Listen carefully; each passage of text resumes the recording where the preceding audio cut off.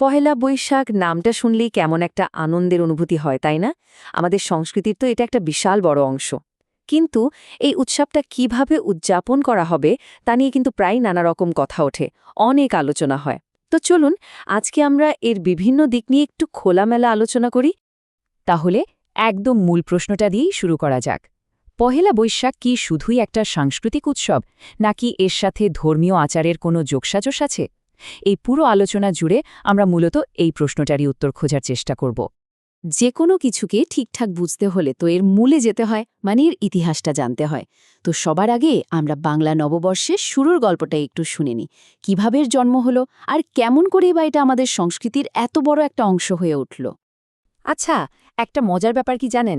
এই যে বাংলা সন, এর শুরুটা কিন্তু করেছিলেন মুঘল সম্রাট আকবর। আর এর পেছনে কারণটা কিন্তু কোনো ধর্মীয় ব্যাপার ছিল না, একদমই না। উদ্দেশ্যটা ছিল পুরোপুরি প্রশাসনিক। মানে খাজনা আদায়ের সুবিধার জন্য তিনি ফসলি সন নামে একটা নতুন ক্যালেন্ডার চালু করেন। তারপর কি হলো? ধীরে ধীরে এটা শুধু আর খাজনা আদায়ের মধ্যে আটকে থাকল না, এটা মিশে গেল কৃষিকাজের সাথে, হালখাতার মতো ব্যবসার হিসাব নিকাশের সাথে, আর গ্রামের মেলাগুলোর সাথে। বলতে গেলে একেবারে সাধারণ মানুষের জীবনের একটা অংশ হয়ে গেল। এমনকি পুরান ঢাকার মুসলিম ব্যবসায়ীরাও কিন্তু এই হালখাতার ঐতিহ্যটাকে নিজেদের করে নিয়েছিলেন। সুতরাং ইতিহাস দেখলে এটা একদম পরিষ্কার যে বাংলা নববর্ষের শুরুটা হয়েছিল প্রশাসনিক, সামাজিক আর কৃষিভিত্তিক কিছু দরকার থেকে। এর গোড়াতে কোনো ধর্মীয় উদ্দেশ্য ছিলই না। আচ্ছা, এবার তাহলে আলোচনার একটা খুব গুরুত্বপূর্ণ অংশে আসা যাক।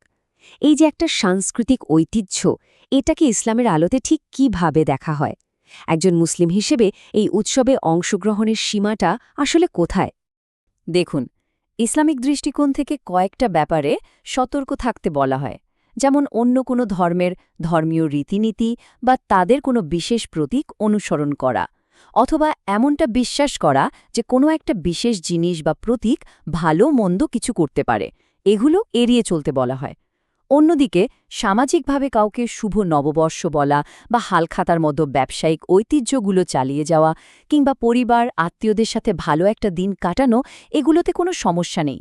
মূল কথা হলো এমন কোনো কিছুতে জড়ানো যাবে না যা নিজের বিশ্বাসের সাথে সাংঘর্ষিক হয়ে পড়ে। আসলে এর পেছনের মূল নীতিটাই হল নিজের বিশ্বাসকে যে কোনো ধরনের সংশয় বা ক্ষতি থেকে বাঁচিয়ে রাখা। দিন শেষে সচেতন থাকাটাই সবচেয়ে জরুরি। চলুন এবার নববর্ষ উদযাপনের দুটো আধুনিক দিক নিয়ে কথা বলি, যেগুলো নিয়ে বেশ আলোচনা হয়। একটা হলো মঙ্গল শোভাযাত্রা আর অন্যটা হলো এর আন্তর্জাতিক স্বীকৃতি। তো মঙ্গল শোভাযাত্রা জিনিসটা কি? এটা হলো এমন একটা মিছিল যার একটা প্রতীকী উদ্দেশ্য আছে, আর সেটা হলো অশুভকে বিদায় জানিয়ে শুভ বা মঙ্গলকে বরণ করে নেওয়া। আর ঠিক এখানেই মূল আলোচনার জায়গাটা তৈরি হয়।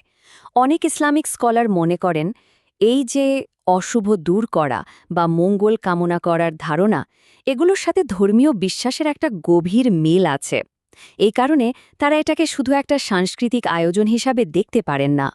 এই দৃষ্টিকোণ থেকে, যেহেতু এখানে বিশ্বাসের সাথে সাংঘর্ষিক হওয়ার মতো কিছু উপাদান আছে বলে মনে করা হয়, সেহেতু একজন সচেতন মুসলিমের জন্য এই শোভাযাত্রায় অংশ না নেওয়াটাকেই নিরাপদ পথ হিসেবে দেখা হয়। 2016 এই সালটা মঙ্গল শোভাযাত্রার ইতিহাসে কিন্তু খুব গুরুত্বপূর্ণ একটা বছর। কেন? চলুন পরের ধাপে সেটা জেনে নেওয়া যাক। ঠিক এই বছরে ইউনেস্কো মঙ্গল শোভাযাত্রাকে একটা বিরাট স্বীকৃতি দেয়। একে বলা হয় ইনট্যাঞ্জিবল কালচারাল হেরিটেজ বা অস্পর্শনীয় সাংস্কৃতিক ঐতিহ্য। এটা একটা বিশ্বজুড়ে স্বীকৃতি। তবে এখানে একটা বিষয় কিন্তু খুব পরিষ্কার করে বোঝা দরকার। দেখুন, ইউনেস্কোর এই স্বীকৃতিটা হলো একটা সাংস্কৃতিক স্বীকৃতি।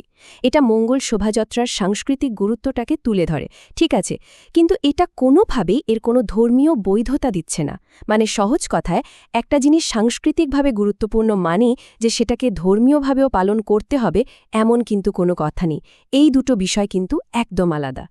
তাহলে এত সব আলোচনার পর আমরা শেষ পর্যন্ত কোথায় এসে দাঁড়ালাম? আমাদের করণীয়টা আসলে কি? চলুন সবটা মিলিয়ে একটা সারাংশ টানা যাক। আসল সমাধানটা কিন্তু লুকিয়ে আছে ভারসাম্যের মধ্যে। আমরা দুটো সহজ ধাপের কথা ভাবতে পারি। প্রথমত, এই ঐতিহ্যের যে সুন্দর সামাজিক আর সাংস্কৃতিক দিকগুলো আছে, যেমন ধরুন পরিবারের সাথে সময় কাটানো, বন্ধুদের সাথে ঘুরতে যাওয়া কিংবা হালখাতার মতো ঐতিহ্যগুলো পালন করা, সেগুলো আমরা অবশ্যই গ্রহণ করতে পারি।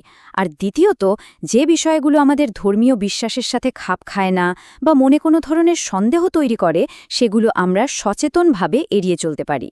শেষ কথা হল, যে কোনো বিষয়ের সিদ্ধান্ত নেওয়ার সময় আমাদের মূল চালিকা শক্তি হওয়া উচিত সচেতনতা আর ভারসাম্য। কোনো কিছু অন্ধভাবে মেনে নেওয়া বা অন্ধভাবে বিরোধিতা করা কোনোটাই আসলে ঠিক পথ না, বরং সবকিছু জেনে বুঝে নিজের সিদ্ধান্ত নেওয়াটাই হল একজন বিচক্ষণ মানুষের পরিচয়।